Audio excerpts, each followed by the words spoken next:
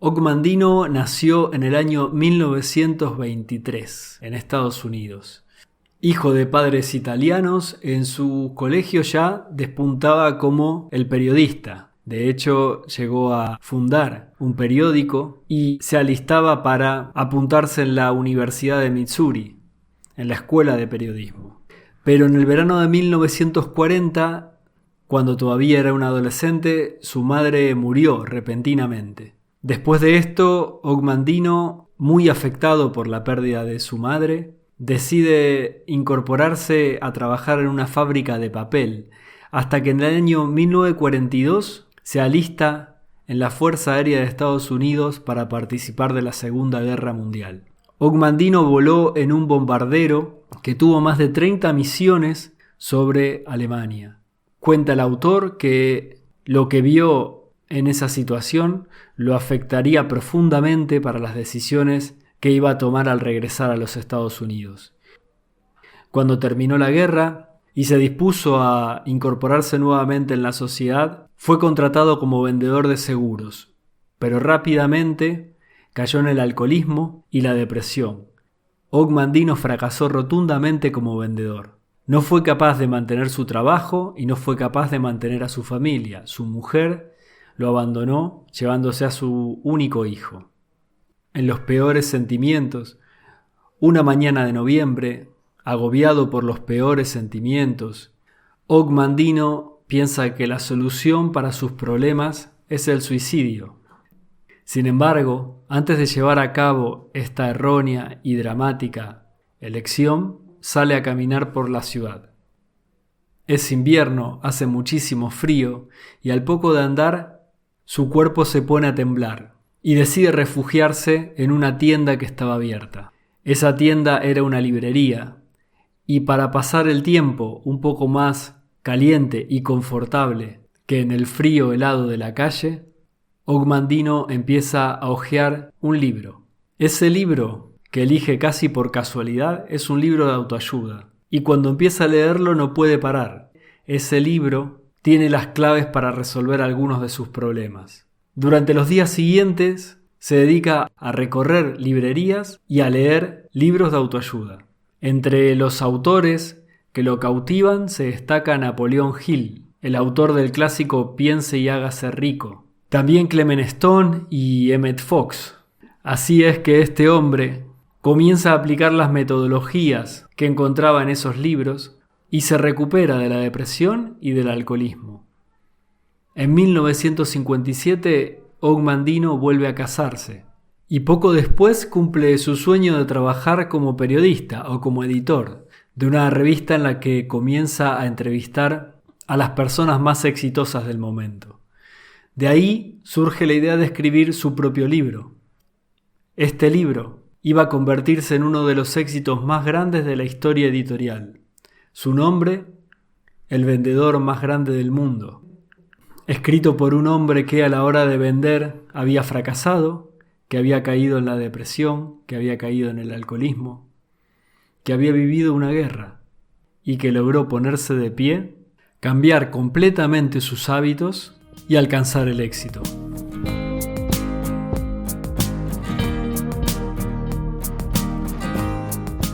Soy Oscar Bianchi y esto es Calmalab,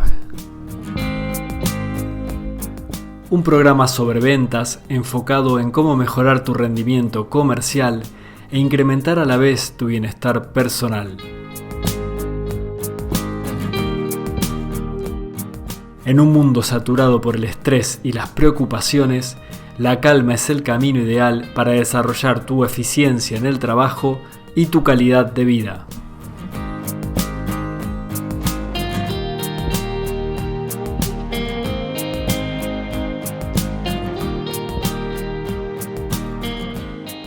El vendedor más grande del mundo se trata de un libro muy corto que recomiendo leer y que se escribe a modo de parábola, donde un hombre llamado Jafid, contemporáneo a Cristo, va a convertirse en el vendedor más grande del mundo y para ello tiene que incorporar, interiorizar 10 pergaminos que le son entregados. Estos pergaminos son una especie de oración que debe repetir uno para internalizarlas y eliminar de su vida todo aquello que hace que venda peor y sumar a sus hábitos, a sus costumbres, a su forma de trabajo, todo aquello que mejoraría esta actividad laboral. Creo que a Og Mandino lo podemos definir como un gran influencer del pasado, cuando todavía no existían las redes y el teléfono fijo, seguía siendo tecnología de vanguardia. Su libro fue publicado en 1968.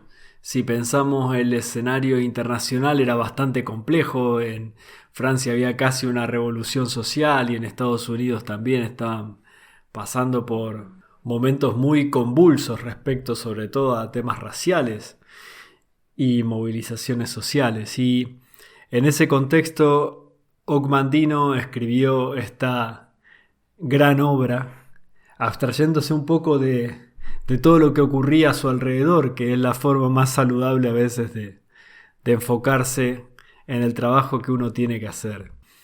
Digo que fue un gran influencer porque la historia de este libro no solamente tiene que ver con su contenido, sino con lo que sucedió cuando el autor terminó de escribirlo y decidió dedicárselo a una de las personas que, con su libro escrito junto a Napoleón Hill, le había ayudado a superar sus vicios y salvar de alguna manera su vida, a Clement Stone.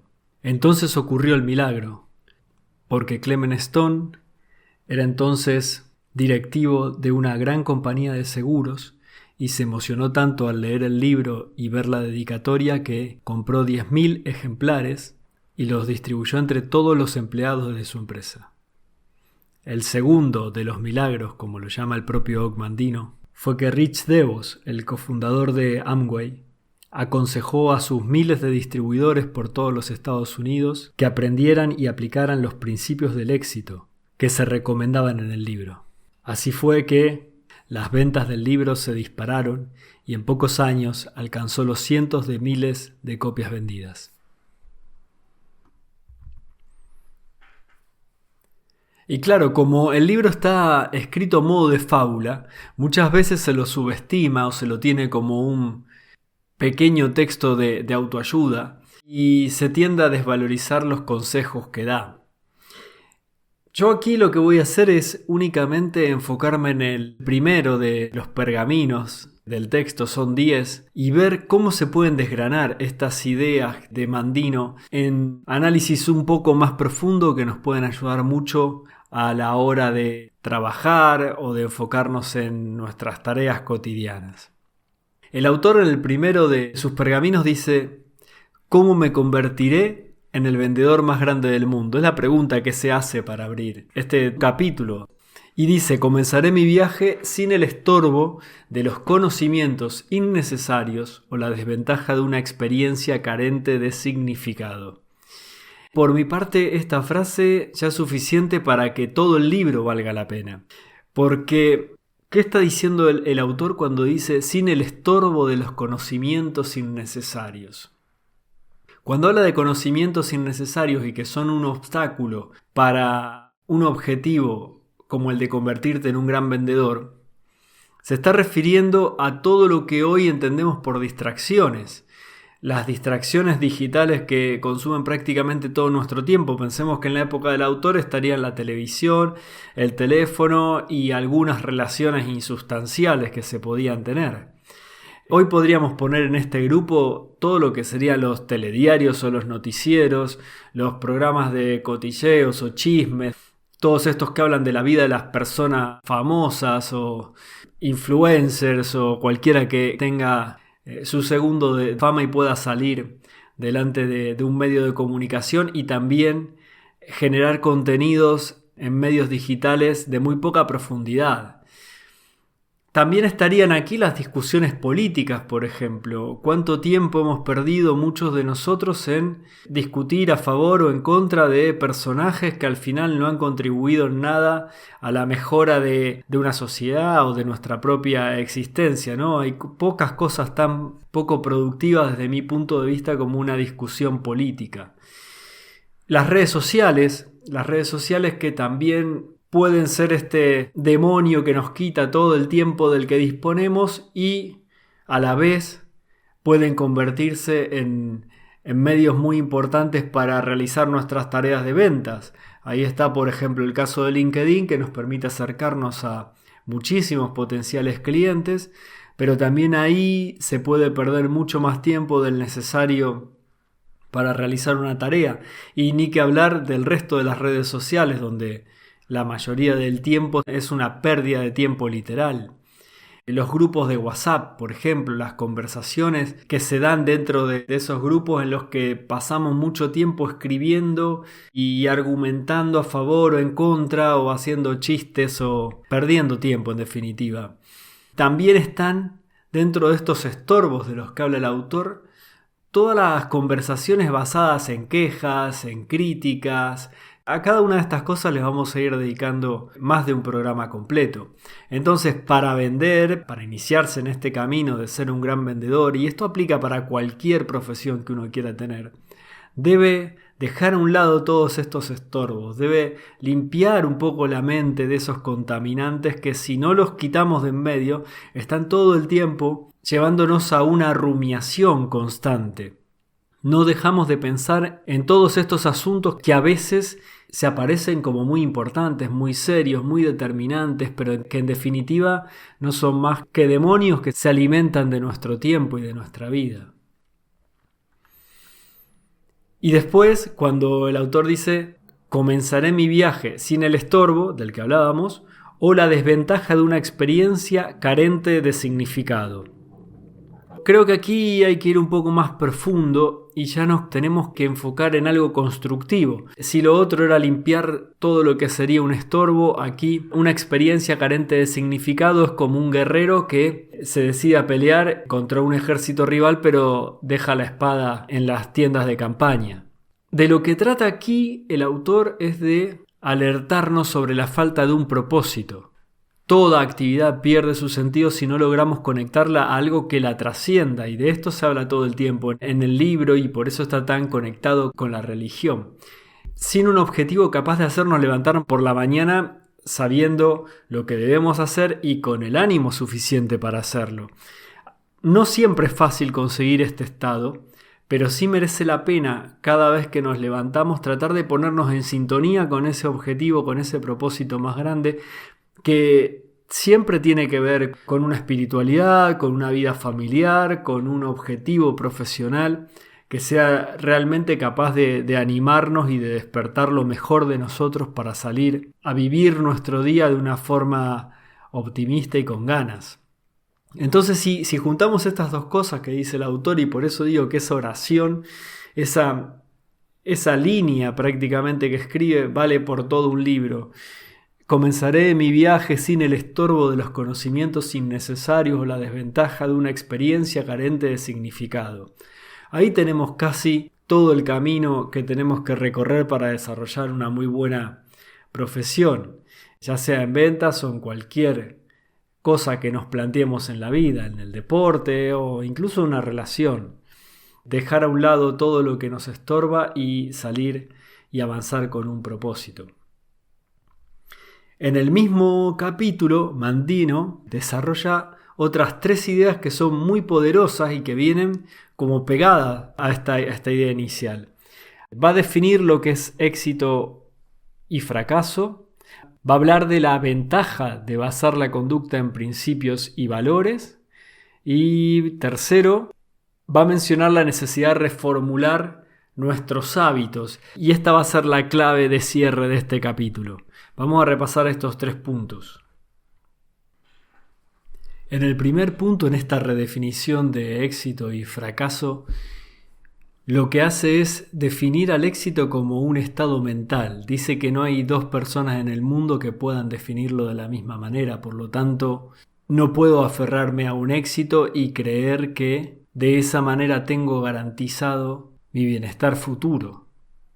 Sin embargo, el fracaso sí le da una definición, dice que es la misma definición para todos y siempre, y habla de la incapacidad de las personas para alcanzar sus metas en la vida, cualesquiera que sean esas metas.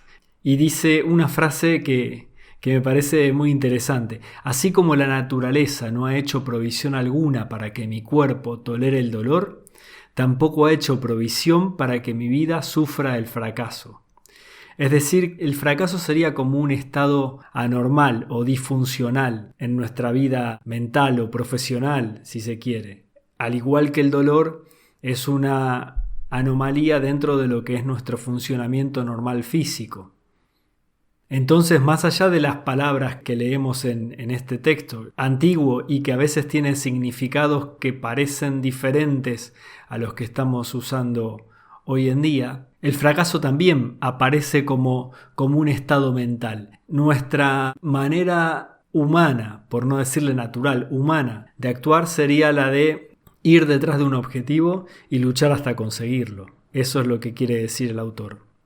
Fracaso sería no conseguirlo, y también se podría decir que fracaso en este contexto que él está dando es no haberlo intentado. Entonces viene el segundo de los puntos que destacábamos, y es que el éxito no perdura, cambia todo el tiempo y sus condiciones cambian todo el tiempo.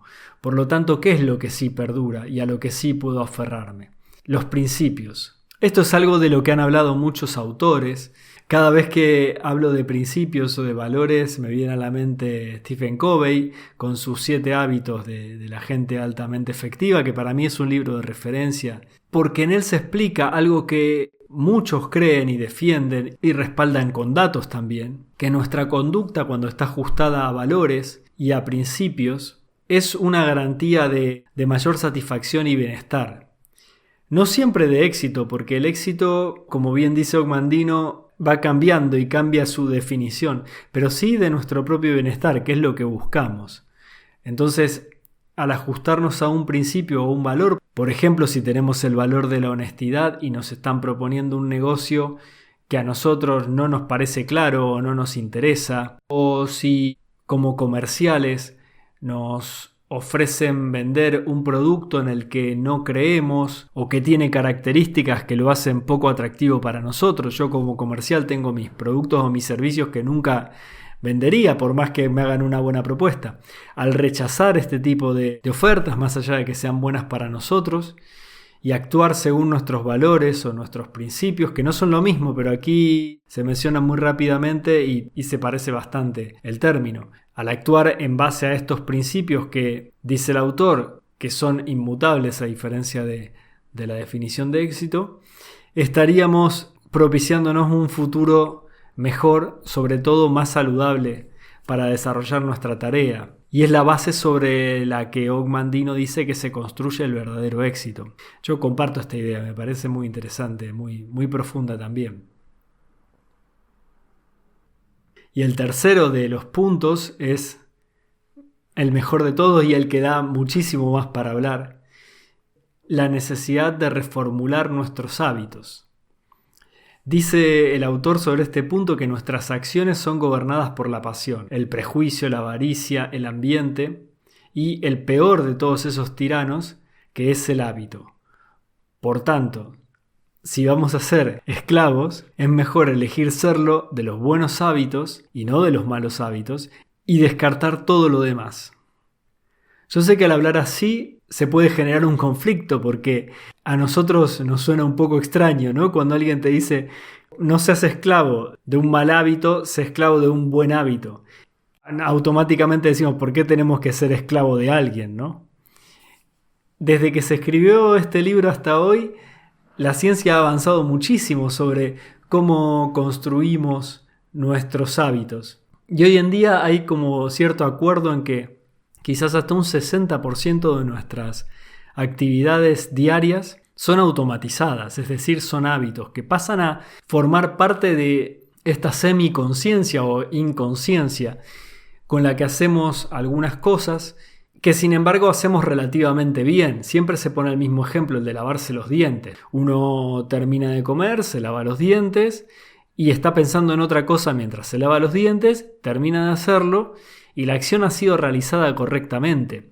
Sin embargo, cuando uno fue niño y aprendió a lavarse los dientes, le dedicó mucho tiempo y esfuerzo a la formación de ese hábito. Una vez que se ha automatizado, el hábito es como un programa informático que se ejecuta directamente y que trae como consecuencias ciertas acciones que nosotros hacemos sin pensar. Esto a veces suena como que está mal tener estos hábitos porque nos parecemos más autómatas que a seres humanos, pero realmente son muy útiles y los necesitamos para acortar los tiempos de las tareas, porque si cada vez que queremos enfrentarnos a una actividad tuviéramos que aprenderla de cero, realmente no podríamos hacer todo lo que estamos haciendo y seríamos inmensamente improductivos. La sociedad no habría avanzado como avanzó y la humanidad no sería lo que es. Entonces hay que agradecerle a los hábitos que funcionen de la manera que funcionan. A lo que apela Og-Mandino en este texto es a que los usemos de manera inteligente. Y aquí viene a cuento ese proverbio que dice: siembra un pensamiento, cosecha una acción, siembra una acción, cosecha un hábito, siembra un hábito, cosecha un carácter, siembra un carácter y cosecha un destino. El hábito, esta automatización, no es como la palabra automatización parece sugerir, algo objetivo y neutro. Está cargado de contenidos y por lo tanto hay hábitos buenos y hábitos malos, o mejor, me gusta decirles beneficiosos o no beneficiosos, porque algo que en algún momento puede haber sido útil para tu vida, en este momento ya no lo es. Por ejemplo, yo tenía el hábito de estudiar 8 horas al día cuando estaba en la universidad, pero si ahora estudio 8 horas al día no podría trabajar. Entonces un hábito que en un momento fue muy bueno para mí y que me costó mucho construir, luego tuvo que ser desarmado para ser reemplazado por otro.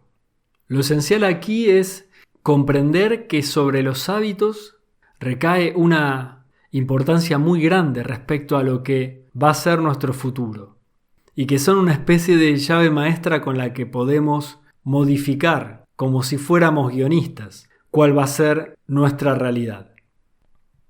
James Clear, en su libro Hábitos Atómicos, habla de un funcionamiento de los hábitos en 4 partes.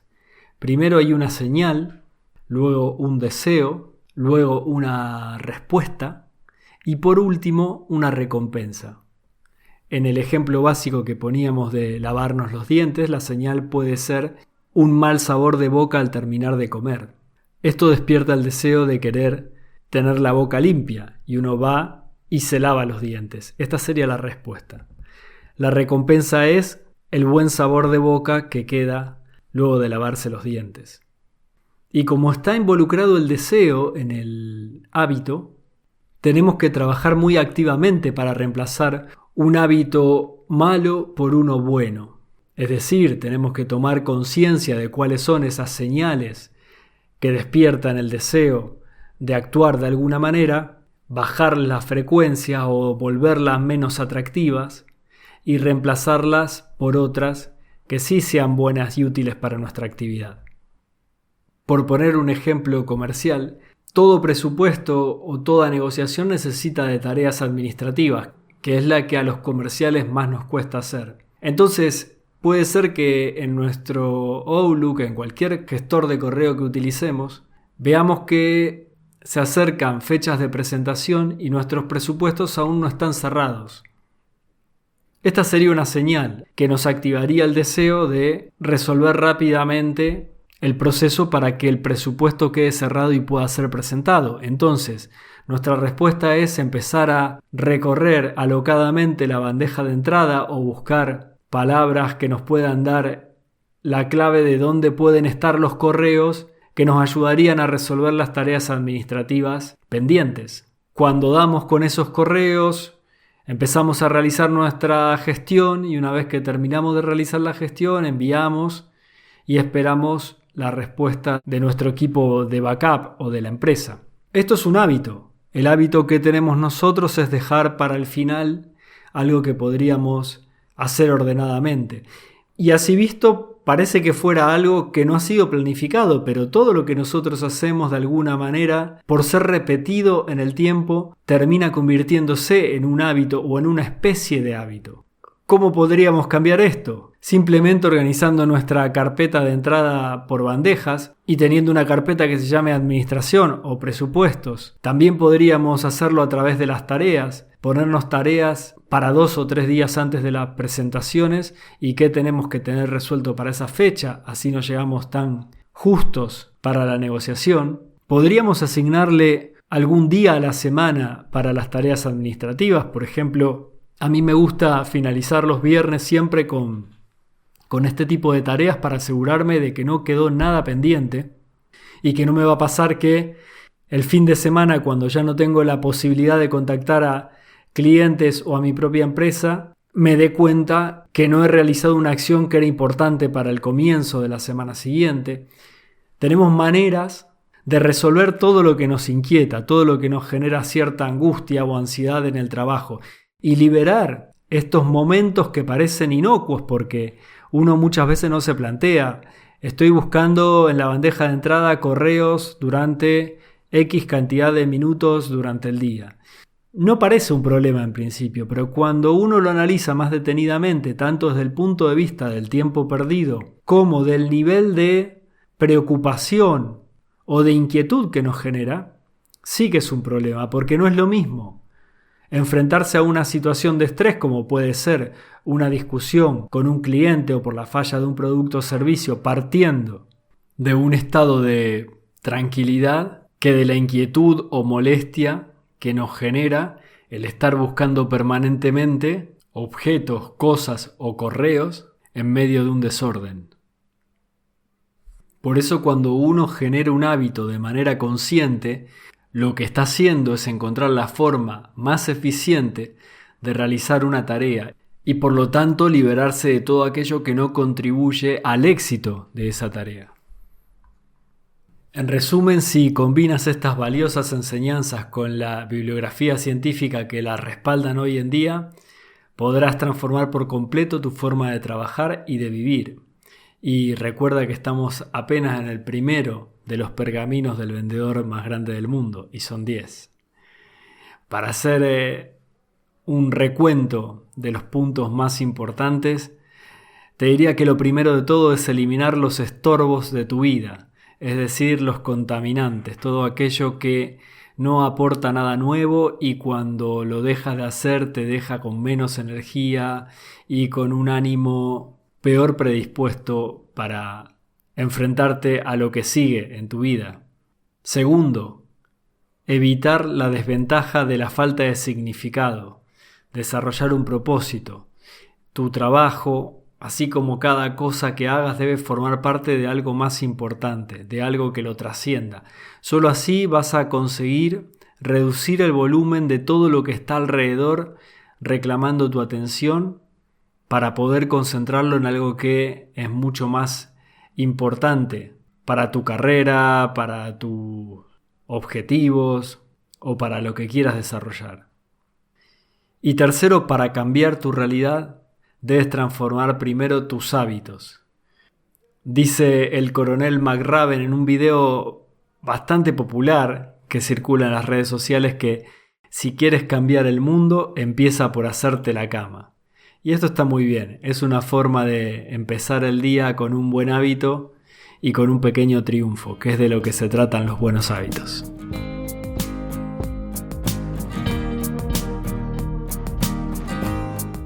Y hasta aquí el capítulo de hoy. Gracias por escucharlo.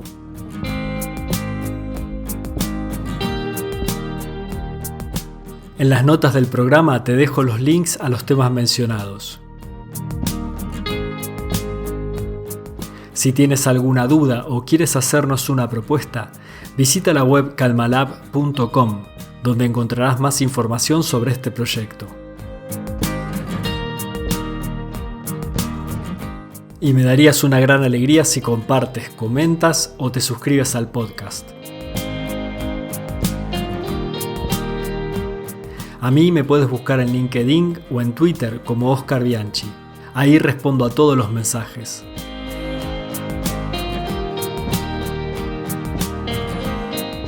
Espero que sigamos juntos en este camino de crecimiento profesional y personal que tanto nos apasiona.